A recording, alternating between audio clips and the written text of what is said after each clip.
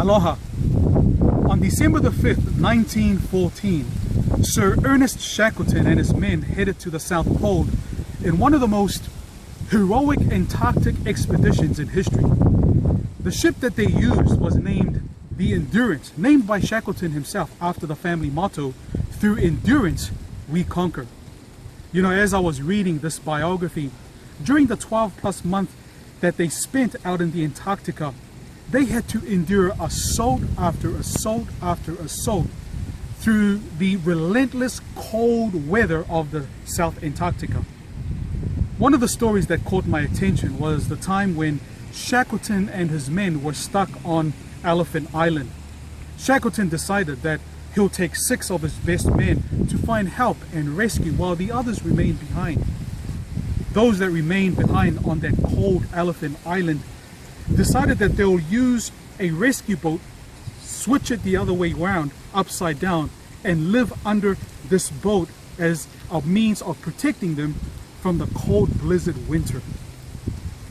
As days turned into weeks, they had to endure hunger, they had to endure starvation, they had to endure thirst and loneliness and darkness.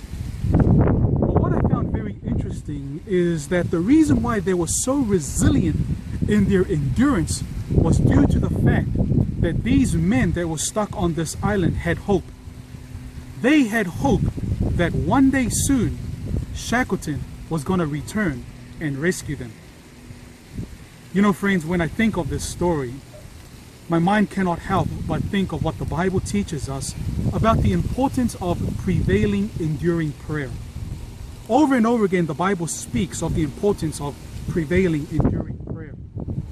Unfortunately, Satan has thrown out attacks, and we have to endure in life assault after assault after assault from the attacks of the enemy.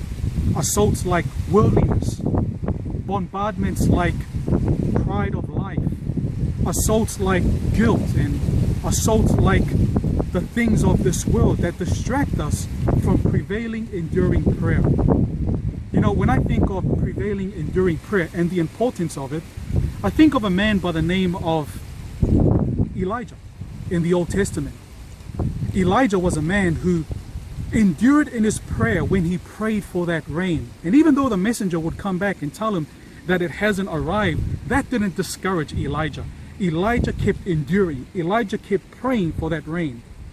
And as a result of God's word and Elijah's faithfulness, rain finally came.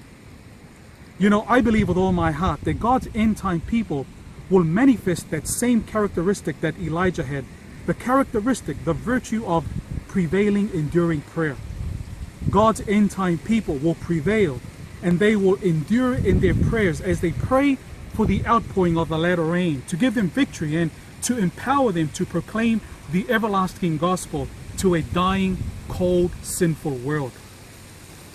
Like Shackleton and his men, our only reason for our endurance in the spiritual world is the hope of the second coming of Jesus. When we keep our eyes focused on the prize, when we keep our eyes focused on Jesus, none of the things of this world will discourage us from prevailing and enduring prayer. The Bible makes it very clear that we should pray without ceasing. They that endure unto the end, the same shall be saved. Dearly beloved, I pray with all my heart that when Jesus comes back, that hope of the soon coming of Jesus will take us to the real paradise in heaven, away from the cold, sin-sick world that we live in. May God bless us and may God keep us as we endure unto the end, because through endurance we conquer. Mahalo and God bless.